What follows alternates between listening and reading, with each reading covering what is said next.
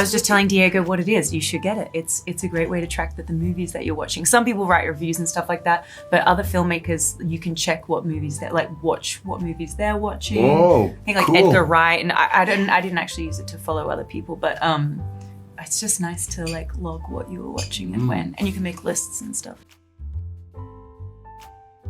I think I pictured myself in like every scene of a movie that I loved, and then I'd reenact them for my mum while she was like cooking dinner. And I remember she was always like, "How do you remember all this?" And I remember really trying to recreate Mila Jokovich's fight sequence in The Fifth Element, which does all those backflips. Tricky to do in a small house, but yeah. I think the first one was Peter and the Wolf when I was like super young, because I think Disney was my first nanny, my first like babysitter.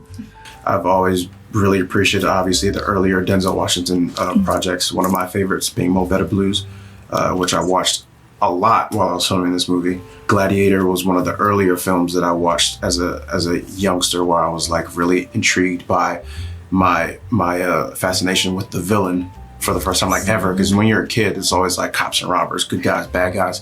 But I was like, why, in my opinion, why is this guy so interesting to watch? I'm supposed to hate him. And so that was like the earlier moment that I can remember in my life where I was like, performance is like cool. Like you can be the bad guy, but people still want to watch you. I do believe the very first movie I ever saw, and I might be wrong about this, it might have been a Haley Mills movie actually, but I think the very first movie I ever saw was The Red Shoes, because I had a grandmother who was very educated, and she made sure that we, she would take us to the theater all the time, and she took me to see The Red Shoes and my sister, and I just was stunned by that movie. I mean, there are images in that movie that have never left my mind. And I don't remember at the time thinking, oh, I want to do that. I do remember, though, going to the Seattle Repertory Theater with my grandmother and thinking, I'd like to be up there someday. I'd like to be up on that stage.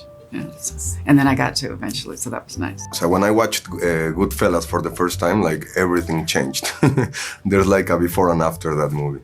Actually, it wasn't something that I grew up thinking I want to be an actress. It actually kind of, different people from different parts of my life kind of spread little breadcrumbs. I was in the 6th grade, and we had a little project in school where we had to write a rap about don't do drugs, and then I loved performing it. And then our teacher came up to me and he said, "Have you ever thought about acting?" And I'm so painfully shy at the time that I was like, no, God, I was horrified at the idea. And then over time, also in high school, I had someone who asked me the same thing. And then it kind of just fell in place because I was a dance major in high school. And then we did musicals, and I just it was like my gateway to acting, and I really enjoyed it, and it really took off from there. Watch it and watch Wings. Fun little cameo in there from Gary Cooper when he was a nobody.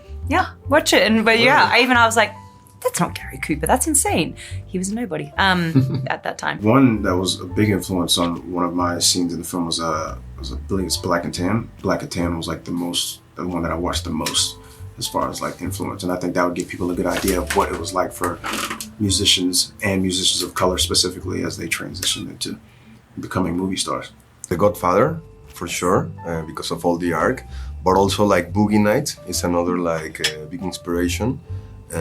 And I would like to say also like a couple of like Chaplin movies, like Modern Times, for example, because I think Damien told me like the eyes, let's work with the eyes and the face with no words. So yeah, Chaplin is another inspiration for sure. Fun fact for Chaplin, the theater where we shot me seeing my first movie, they premiered City Lights there. Mm-hmm.